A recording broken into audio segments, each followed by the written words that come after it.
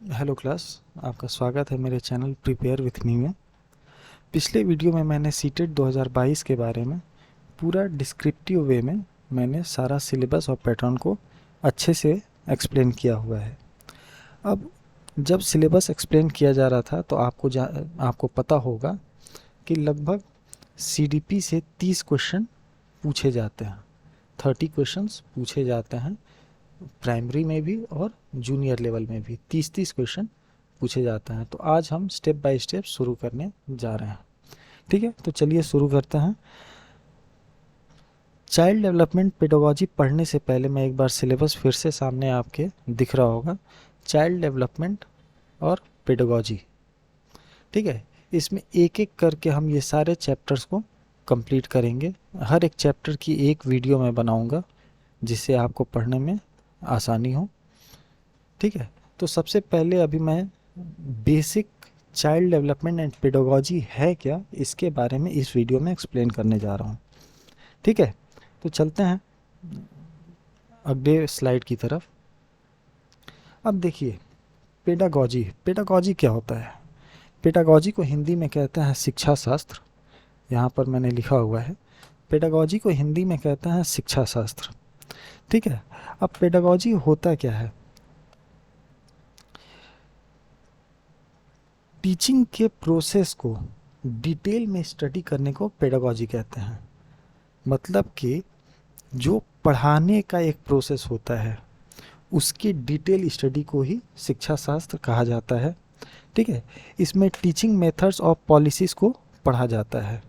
अब teaching methods क्या क्या होते हैं उसके बारे में पेडागोजी में आपको पढ़ना होगा। टीचर किसी भी चाइल्ड को लेटेस्ट एजुकेशन टेक्निक का यूज़ करके बच्चों को नॉलेज ट्रांसफ़र करता है।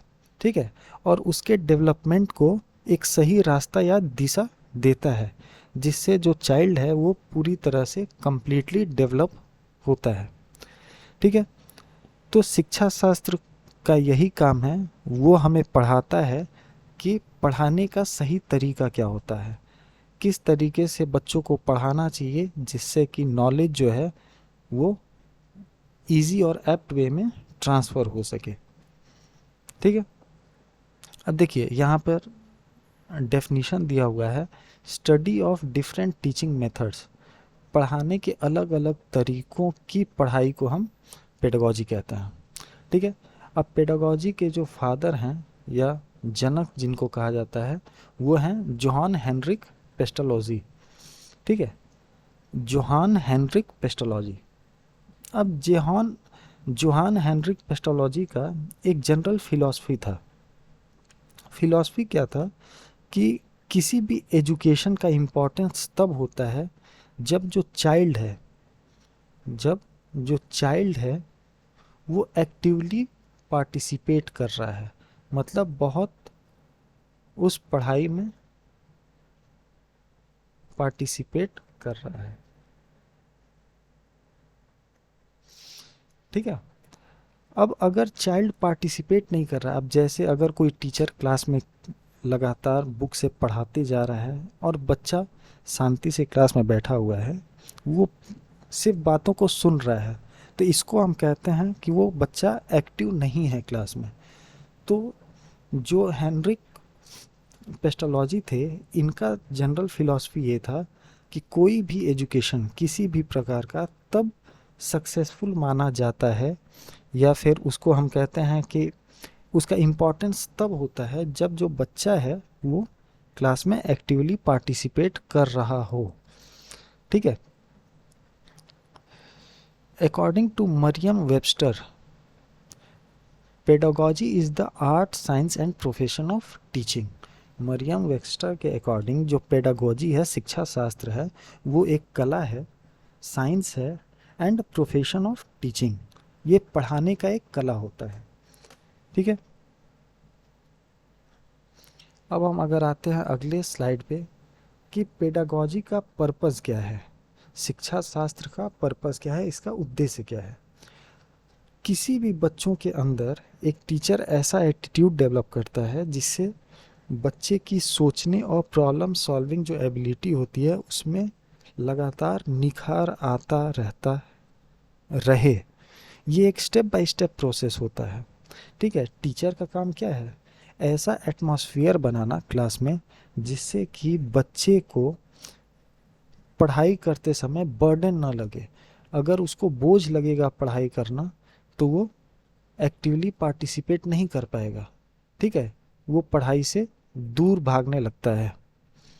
तो किसी भी टीचर का ये रोल होता है कि वो क्लास में या जिस जगह पर भी वो पढ़ा रहा है वहाँ पे एक ऐसा इन्वायरमेंट, एक ऐसा वातावरण बनाए जिससे कि बच्चा एक्टिवली पार्टिसिपेट करे, उसके अंदर वो ऐसा स्किल डेवलप हो, उसके अंदर पढ़ने की, जानने की एक एटीट्यूड का डेवलपमेंट होना चाहिए।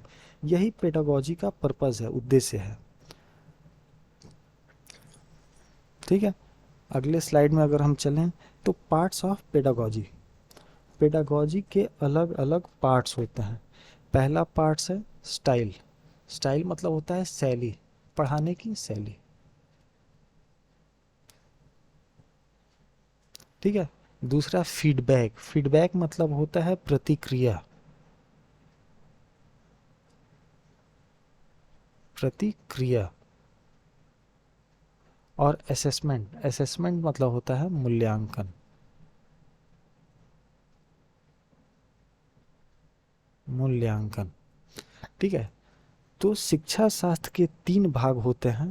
पहला होता है शैली, हम किस शैली से पढ़ाते हैं जिससे कि बच्चों की रुचि बनी रहे। ठीक है, फिर प्रतिक्रिया, कि जो हम पढ़ा रहे हैं उसका प्रतिक्रिया क्या है, बच्चों को समझ में आता है या नहीं आता है, बच्चे क्लास में पार्टिसिपेट कर रहे हैं या नहीं कर रहे हैं। और तीसरा है मूल्यांकन।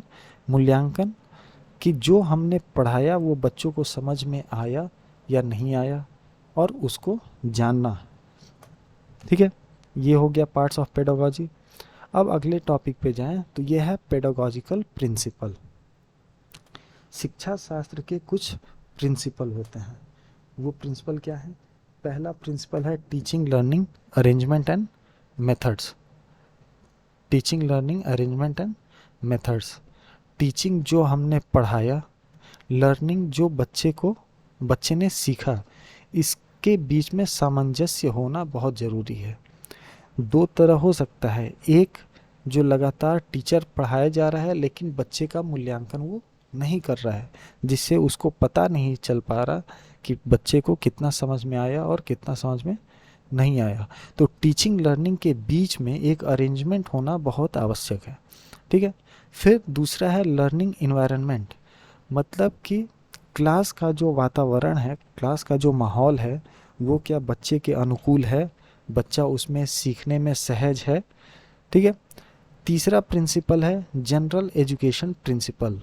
जो हमारा कंटेंट है होता है, तो एक जो टीचर है उसका उस कंटेंट पे पूरी तरह से कमांड होना चाहिए, ये जनरल एजुकेशन प्रिंसिपल है।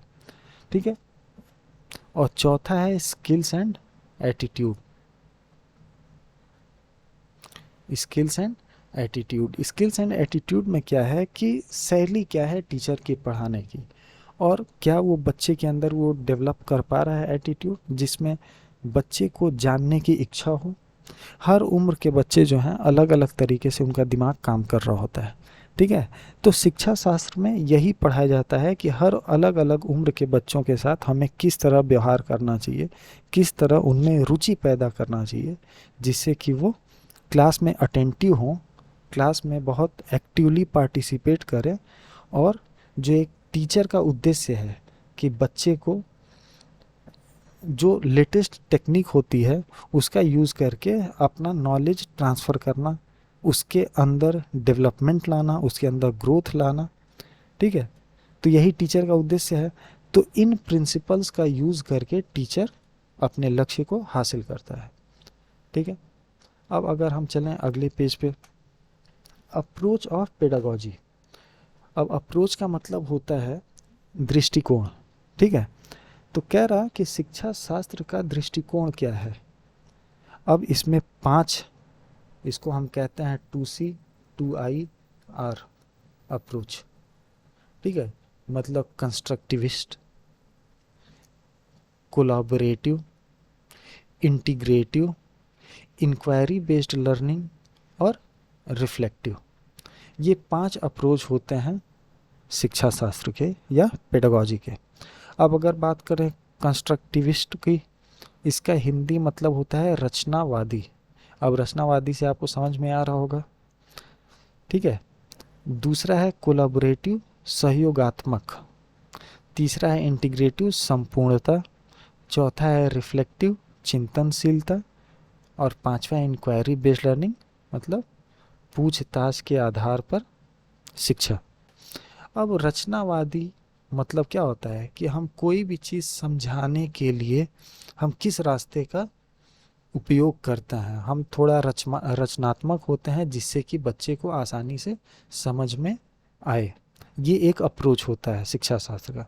दूसरा है सहयोगात्मक, मतलब कि सिर्फ एक आदमी टीचर पढ़ाने वाला और बच्चे पढ़ने वाले ऐसा माहौल नहीं होना चाहिए। सब एक दूसरे का सपोर्ट करने का और एक दूसरे के हेल्प से नई नई चीज़ों को सीखने की कोशिश करना चाहिए। उसको कहते हैं सहयोगात्मक या कोलैबोरेटिव। एक टीम की तरह बेसिकली काम करना चाहिए क्लास में। तीसरा है इंटीग्रेटिव संपूर्णता, मतलब पूरी तरह से, ठीक है, पूरा क्लास, पूरी मेथड, पूरे टेक्नोलॉजी और पूरे हमें जो प्रिंसिपल्स हैं उनका उपयोग करते हुए स्टेप बाय स्टेप हमें सीखते रहना चाहिए या बच्चों को सिखाने की कोशिश करना चाहिए। चौथा है चिंतनशीलता या रिफ्लेक्टिव, हमें इस बारे में चिंतन करना चाहिए, आवश्यक है ये कि जो हम पढ़ा रहे हैं या जो ज्ञान हम बच्चों को देने की कोशिश कर रहे हैं क्या वो उन तक पहुंच रहा है सही ढंग से, ठीक है। अब क्लास में अलग अलग आईक्यू के डिफरेंट बच्चे होते हैं, सबका आईक्यू अलग होता है। कुछ बच्चे हैं जो तुरंत समझ जाते हैं, कुछ थोड़ा स्लो थिंकर्स होते हैं। तो ये एक टीचर को चिंतन करना चाहिए और सारे बच्चों को संपूर्ण रूप से उनको अपने क्लास में भागीदारी के लिए उत्साहित करना चाहिए। वो बच्चों को पार्टिसिपेशन बहुत ज़रूरी है। और पांचवा है इंक्वायरी बेस्ड लर्निंग, पूछताछ के तरीके से हम शिक्षा दें। जो हमने पढ़ाया वो बच्चे को समझ में आया या नहीं आया, ठीक है, स्टेप बाय स्टेप हम इसको ऐसे पढ़ाते चलते हैं। तो ये 5 अप्रोच है पेडागॉजी के, ठीक है। तो ये अभी तक जो मैंने बताया ये था basic details about pedagogy, basic details about pedagogy. शिक्षा शास्त्र के बारे में मैंने एक रफली आइडिया आपको देने की कोशिश किया है कि शिक्षा शास्त्र होता क्या है, इसका उद्देश्य क्या है, इसका पर्पस क्या है, इसका अप्रोच क्या है, ठीक है, इसका अप्रोच क्या होना चाहिए, इसके प्रिंसिपल्स क्या हैं, इन सब का इस्तेमाल मैंने आपको बताया, ठीक है। अब अगला जो वीडियो आने वाला है वो होगा concept of development and it's relationship with learning. और अब एक एक करके मैं सारे वीडियोस बनाने वाला हूँ। अभी तक वीडियोस देखने के लिए थैंक यू, धन्यवाद। मिलते हैं अगली वीडियो में।